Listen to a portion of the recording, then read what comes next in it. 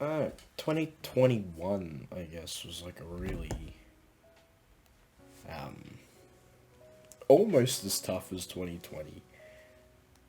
Because I've been recovering from, and I still am. I'm not gonna act like I'm not still in the midst of it, because I'm very much still in the midst of it. I've only just picked up physio, but I basically had to put my first surgery on hold, so the major surgery I had on my leg, where I was diagnosed with this tumor in my bone. I had to put that on hold because I found testicular cancer uh, in the area where testicular cancer is implied to be. So I don't know, and I was in the shower, and I guess I just was washing, and I just felt this lump, and like it wasn't a big lump, it was like a wide lump, like it was covering more surface area, and like I'd never had a lump there before, so I got reassurance from my parents, my dad and my brother, even my grandfather. Like they're like, oh, it's just a cyst. Probably, most likely, we've all had those.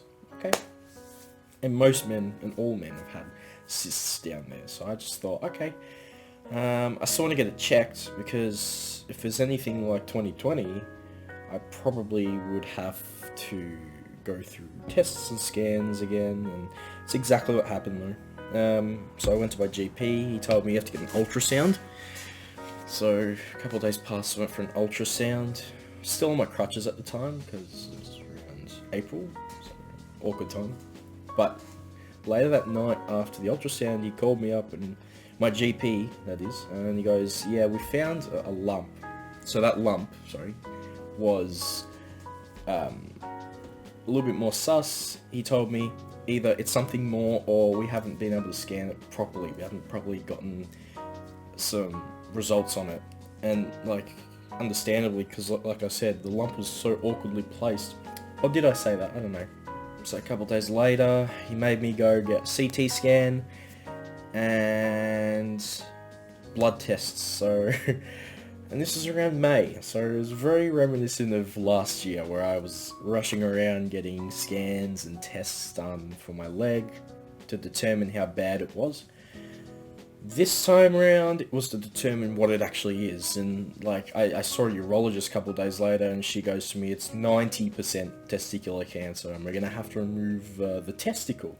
But she wasn't clear on that, and she she thought I knew, but then Mum was with me at the time, and she's like to me, it's the testicle, and I that's when I sort of realized, I'm like, fuck, the like an organ, something that's a part of me is gonna go. And like, look, there's two of them, so I have another one, and it's the same with breast cancer, exactly the same. I'd say, I'd argue. Like, there's two of them, that's fine. But still, the fact that a part of you has to be removed so the rest of you can live on. I don't know. I'm gonna salute my testicle for that. Otherwise, I wouldn't be around. But on 24th of May, I went in for the surgery to get testicle removed, and we were expecting a phone or face-to-face appointment within the coming weeks following that surgery. And yeah, a couple of weeks later that happened, and yeah, and she told me, the urologist, she's like, it was early stage testicular cancer, so well done, you caught it early. And I guess I was relieved that we caught it early, but then it sort of, I don't know, it was sort of daunting, you know, being told statistically it could be testicular cancer, but no one was telling me that it actually was testicular cancer. And then after I had been actually told that that was the case, kind of like, I don't know, the next week I stopped eating. I was really paranoid. What if the cancer was spreading? I don't know, I was so paranoid. Like, you know, you caught it early and everything, but you still get those thoughts. And I think people don't realise is that, fine, you're dealing with cancer and it was taken out of you, but doesn't mean that's it, you know? That's nowhere near the end, because you're still dealing with all the factors that surround cancer. That's what I was going through. And I don't think anyone will ever understand what I've gone through. These past this past year and a half, around about. The first surgery with my leg, and bear in mind, I'm still recovering from this surgery right now. It is hell going through this. Not being able to walk properly, having to rely on people, using crutches. My independence is slowly coming back, but it's still fucking with me. Like, I'm still having to take breaks, needing to sit down. I don't feel able-bodied. I look it and I come across to everyone that I've seen lately as that, but I'm not that anymore. My leg is fucked. My legs are both fucked. I don't know. And now I've had to deal with this on the side, and even now coming up I've got an appointment because they also found this autoimmune disease, or I think it's called vasculitis. So that is lifelong too, and I'm gonna find out in a few weeks what that entails and what I have to do for my diet, what I have to do with medications surrounding that. And like, my sister's going through something similar as well. And I saw an oncologist a couple of weeks ago, and luckily he told me that the cancer that it was, chances are so low that your cancer comes back, but you're going to be on 5 years of surveillance. He also recommended that I go to a DNA clinic or a genetics clinic, because he's like, why have you gotten 2 bouts of cancer or tumour in a year? Not even 360, less than 365 days. I've gotten 2 tumours or cancer. Because a tumour, that thing I had in my leg, that was cancer. It was benign. It was a tumour. And then this, my right testicle, that was cancer. And they're both cancerous, tumorous, whatever. I don't know the word. I'm not in the right frame of mind right now. And mentally, yeah, I've been like that for the past year. Now I'm probably more prone to cancer.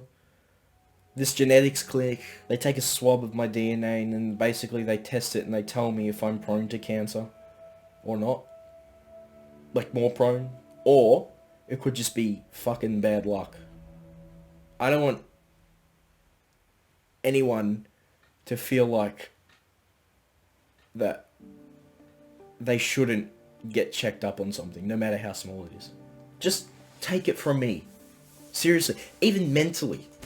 Go and talk to someone, man. Talk to your parents. Talk to a professional. People study. Like, people study to be professionals in this shit. You got psychiatrists, psychologists, you got therapists, counselors, you got all of them. Psychiatrists can even prescribe you medication if it's that bad. You've got access to all this help. You live in Australia, I assume. If not, then unlucky. But you live in Australia, you've got free healthcare. They bulk bill most things now. I want you to realize that your health is so important. If there's any reason why I'm making this video right now, it's so you can go and get checked if you feel like something's wrong. Mentally, physically, emotionally. Any of those 3 categories, there's someone out there to help you. There's GPs. GPs are your number 1 go-to. You should all have a local GP that you go to, you talk to, they know you.